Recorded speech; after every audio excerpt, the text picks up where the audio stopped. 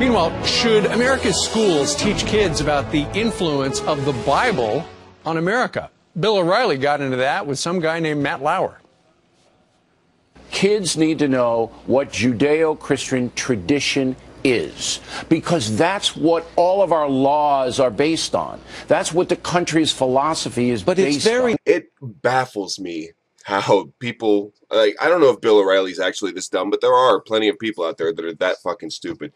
And it baffles me how they can look at American law versus biblical law and say that they are the same thing, that American law is obviously based off biblical law, because, I mean, when you look at the Ten Commandments, you know, obviously you're not allowed to worship any God but the Christian God, right? And you're forced to keep the Sabbath day holy, right? And, you know, you're not allowed to use God's name in vain, right? Because all these laws that are so important, they're so based on Judeo-Christian bullshit here in America. He's claiming America's philosophy is based on the Bible. You mean America, the capitalist, like, money runs everything country, versus the philosophies that Jesus put out there? Republicans are the only ones out there, like, running on the, like, religious ticket and the family values and everything like that. But they have absolutely no clue. And they are the furthest thing from Jesus that you can fucking find. I'm not claiming to be Jesus-like or anything, but Republicans are certainly not Jesus-like. The ones complain, oh my God, I've got to help people get health care, and my tax dollars go towards feeding people that are poor. And they cry about shit like that. And then they turn around and they're like, praise Jesus. Jesus, God will listen to us, because we I don't know, use the Bible to be bigots in whatever cases we choose to. One of the things that's interesting about public schools these days, you go sit in one of those classes and you're surrounded by kids of 4, 5, 6 different faiths. Why should they sit there and listen to the story of Jesus Christ? If they are American children, because that's what forged the Constitution. I like how Bill O'Reilly says it slowly, like, that's what helped forge the Constitution. Like, no, it didn't. Belief in Jesus didn't form the Constitution. Belief in the Bible didn't form the Constitution. Even if, I know this is a mind blower, but even if, and this isn't true, but we'll pretend, even if every last founding father was a Christian, that would not make America a Christian nation if those founding fathers still put out the same documents that they did, as in the Bill of Rights, the Constitution, you know, the Declaration of Independence, all those things. They specifically state that there shall be no religious test. That they don't want to mix religion and fucking government. They want for there to be a separation of church and state. That's the basic idea here. A secular society where you can be free to say whatever you want, as long as you're not, like, you know, yelling fire in a fucking crowded theater and shit. And you're allowed to have your religion, whatever you want, as long as you're not flying planes into buildings and trying to influence the entire fucking population through the public education system, douchebag. Our next guest says many people in America still have no idea that many of our founding principles came from the Bible. I wonder what founding principles they're talking about that come from the Bible. They're like, oh, you know, these founding principles, like thou shalt not kill and thou shalt not steal. Those are founding principles of pretty much every fucking society, no matter their religion. No matter what the numbers are, the statistics for that country, you know, if they're 80% Muslim or what, you know, still stealing and murdering are looked down upon. Or maybe it's rape or something like that, which, you know, obviously here in America, when someone's raped, you just got to marry them and pay their father if you get caught, because that we base all our laws and everything off the Bible, right? And the Bible is, like, you know, telling you that slavery's okay, by the way. I mean, what all this stuff that you can just go, like, just put out of your head, and you're not giving any specific examples, but we will. This guest will give some specific examples. But so far, it's just been like, well, they should learn about the Bible because everything's based on the Bible. And nobody's bothering to say, like, what? Like exactly what are you talking about? What Judeo-Christian philosophies is America based on? Like, You always say it, you just never give any specific examples because it's obvious that you're full of shit. The only people out there eating this up with a spoon are the people that are hell-bent on like, yeah, America's a Christian nation. And it's the only way it could be. Everything's based on it, and you don't want to think about anything. If America was truly based on the Bible in any way, not only would gay marriage be illegal, but so would fucking Red Lobster. You know, they don't care about the actual facts, right? They just want to pick and choose this one and that one, and we ignore that one. And Jesus came to get rid of those old laws that you were talking about and giving examples of, and that one wasn't, they just pick and choose, explain away the entire everything that makes your argument look retarded. And there's a lot out there that makes your argument look retarded. So you don't even bother to try and explain it away. You just ignore it altogether. You just like make the claim that America's a Christian nation based on Judeo-Christian philosophies. By the way, Bill O'Reilly in the past has said that Christianity is not a religion. Christianity is a philosophy. Man, don't ask me. The motherfucker still gets a bunch of viewers somehow. So don't think there aren't plenty of fucking idiots out there that agree with him. Angela Kamrath is the vice president of the American Heritage Educational Foundation and the author of the textbook, The Miracle of America. Good morning to you. Thank you for having me. What did you think about Bill O'Reilly's argument with Matt Lauer? Well, I think that schools are allowed to teach about religion. There's a need and legal right for them to teach it. Sure. That was her answer, by the way. She didn't get cut off. She didn't, that was her answer. She's like, well, children need to be taught about religion, and they have the right to do so. You're not even talking about Judeo-Christian religion. You're not talking about like what they're taught about it. There's a big difference between being taught about a religion and being indoctrinated into that religion. Understand that I used to consider myself a Christian. I then looked at the fucking details and got educated about the religion that I thought I was a part of, and that got me away from that religion. Not just hearing people from my own, like, that agreed with me, stroking my dick oh yeah, we all agree the same thing every time. Oh God, that feels good. See, everyone here agrees. No, when you look outside the box and you realize, okay, this is actually pretty fucking, silly. It looks stupid for good reason, because it is stupid. It looks stupid to all of those that aren't a part of the cult. And as soon as you step back, you get to see how crazy it is. You're like, oh shit, I don't want to be a part of that at all. So yeah, I guess the kids do have a right to learn about religion. They have the same right to learn about Christianity as they do Islam, Scientology, Mormonism, every other, Hinduism, all these other religions. And I guess the lack thereof as well. They have the right to learn about all this shit. But for that to be your answer as why you think kids should be taught about, they need to, and they have the right to be taught about religion.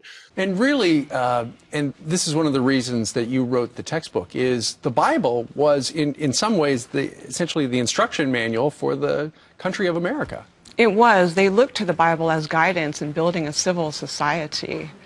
And, the founders really created the first greatest experiment in which people came together to form a new nation with new ideas. What, still no details? You're just going to talk about how the Bible is, like an instruction manual for the building of America, and how it improved, the civility of our society and all that, with no examples, none. Hey, how? Which parts of the Bible are so civil that we take over, we have here? That, was it like the freedom of speech part? No. Was it the part where, like, everyone had a right to own a gun? No, that doesn't sound like it's from the Bible either. The right against, the right to privacy against a legal search and seizure? No. So where exactly does the Bible come in? Let's see. As far as I can fucking understand, it was used to justify slavery in the fucking infancy of the country. When slavery was okay, people used the Bible to justify it, and then to be bigots towards like homosexuals and other people like that. That's okay, because you disagree with him, and the Bible doesn't like him either. Therefore, the Bible is like the instruction manual for my retarded bigotry. And that's pretty, and that to you is more civil. Keeping society so civil by promoting hate, saying, it's not hate because I just agree with God and he hates your ass. Fuck you people. All right, let's take a look at some of the ideas new to America. For instance, the Mayflower Compact came from where in the Bible? It came from Isaiah 33. The Pilgrims signed an agreement to come together and form a civil society, and they looked to God as their authority to sanction that agreement. In doing that, they referred to Isaiah 33, which says, God is our judge, lawgiver, and king. All right. I wonder if she's been instructed to give like 10-second answers. Like, don't talk for more than 10 seconds when you answer, because these are so short and abrupt, and like he's like, well, what part? She's like, well, it says the Pilgrims quoted the Bible. Well, you do realize that the Pilgrims were very different than the Founding Fathers. They're not the same group of people, all right? The Pilgrims didn't write the Constitution or the Declaration of Independence or the Bill of Rights or the Treaty of Tripoli. That's all the Founding Fathers that you guys. By the way, I'm not trying to suck on Founding Fathers' dick here. I'm not one of these people that's like, the Founding Fathers were infallible and everything they wrote is perfect. They knew they were fallible. That's why they made it so the Constitution could be amended and shit like that. Well, by the way, the Bible cannot be amended. You can't just go in there and add it. So a real blueprint that we have here in America, you fucking idiot. The Mayflower Compact said, quotes something from the Bible. Most of the Puritans that came over were very religious. It was against the law. You would be like, stoned or hung or set ablaze or imprisoned or whatever your punishment would be for denying the religion of whatever land you lived in. Mostly. There were not very many agnostics or open atheists back in the day. You understand that, right? Thank you. Thank you for that awesome, biblical instruction booklet on how to, treat people like shit if they don't believe the same crazy fairy tale bullshit that we do. The fact that you have, like, America's a miracle, like, you are so full of shit. You sound absolutely batshit crazy, and you sound like you want to be special so bad. Like, not only do I believe in the Bible, and not only am I American, but I believe that America is based on the Bible, because I'm fucking derp. What about popular sovereignty? Where'd that come from? Another idea is popular sovereignty. Yeah, he just said that. He's like, how about the idea of popular sovereignty? She's like, another idea is popular sovereignty. Like, are you even all there? No, you're not. That's the answer. The answer is you're not the fuck all there. That's why you think this shit makes sense. At least there are some people on Fox News who are smart and they just use this as a paycheck. They're like, oh, I just make up shit and a whole bunch of moron viewers watch me and believe every stupid thing that comes out of my mouth, and I get a paycheck. I actually believe this lady is that stupid. What about popular sovereignty? Where'd that come from? Another idea is popular sovereignty, which was the idea that all humans are equal in standing, so political power resides with all of the people, not just one person. That came from Genesis 1, where God created mankind and gave dominion to all people, not just one person. What?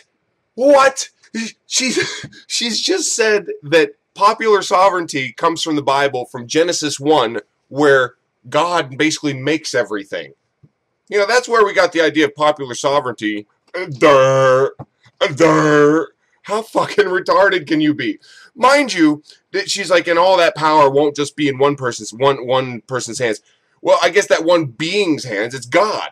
All the power is still in his hands. And by the way, I'm not sure if you read Genesis. He did create just one person. It was Adam. He created fucking Adam. You complete fucking moron.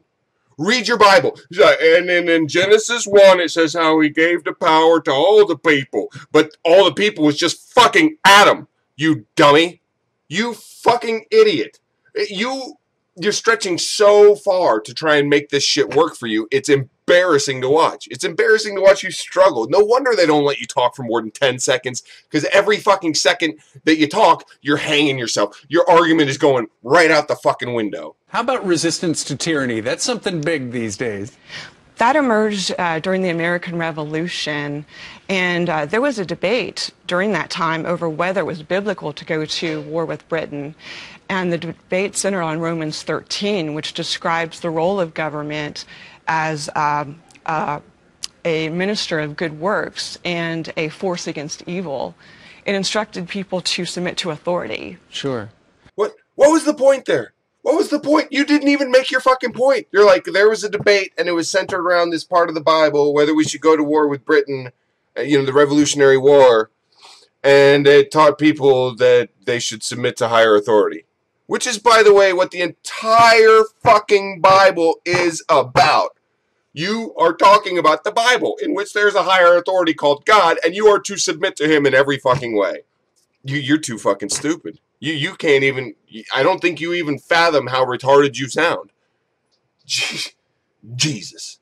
I'm always talking to Jesus during these videos. Jesus, come down and smack some goddamn sense into this fucking stupid woman. So for the people who are trying to scrub God from the public place, get In God We Trust off the money, get rid of God and all references to Christmas and stuff like that. You look at our history, and the Bible was what we base so much of our country on. That's exactly right. Our nation was shaped by Judeo-Christian ideas, and we can see that in our political philosophy, our culture, and our civic institutions. So we could definitely say that we are a nation influenced by the Bible. The only reason that we're a nation influenced by the Bible in any way is because there are too many morons out there like you that agree with you, that don't care about actual facts and actual history. They don't give a shit. They're sitting there talking about like, oh, well, it's obvious that we're based on Judeo-Christian values, and they're trying to just remove that, like taking In God We Trust off the money. You do realize that was added way, In God We Trust on the coins, and then the bills was added way the fuck after the founding fathers were all long and dead. You realize that? Do you realize that the history that you're talking about, that with the Judeo-Christian has, influence on the history, that came because people like you decided that you wanted to shove your religion into the government. It wasn't good enough that there was a government that let you have that religion, whatever religion you want. No, not good enough. We have to have our religion and then force it into that government. The same freedoms that they want. They want In God We Trust. They want the Merry Christmas. But if you go around doing like Islamic traditions or whatever, they're like, oh my God, should we even allow them to wear their hijab? It's scary when it's comforting when someone says In God We Trust, but it's scary when someone says Allahu Akbar. Like, these people have taken the idea of America, which was a free fucking society where you don't have to be religious, but you can be. And they've taken that and they're trying to change it into, this is a Christian country, and if you're not Christian enough, then you don't have the same freedoms. Freedom of religion to a Christian in America simply means freedom of Christianity to do whatever the fuck it wants. I've said it before, and I'll continue to say it because it's absolutely true. When it stops being true, I'll stop fucking saying it. People like this are embarrassing. You're not doing anything to strengthen our country. In any way are you trying to improve anything? You're just like, oh no, based on Christian, philosophies. Everything's based on the Bible and Jesus and everything. That's why we're such greedy fucks that don't want to help the poor. We defend the rich constantly, like Fox News, the top 1%. They don't want, they're against having any of their money go towards feeding like hungry kids and shit. And then they turn around and say that they're the ones taking the side of Jesus and they're the real Americans and shit. Go fuck yourselves. How embarrassing. How pathetic. Yeah. Fuck off. Cocktopus out.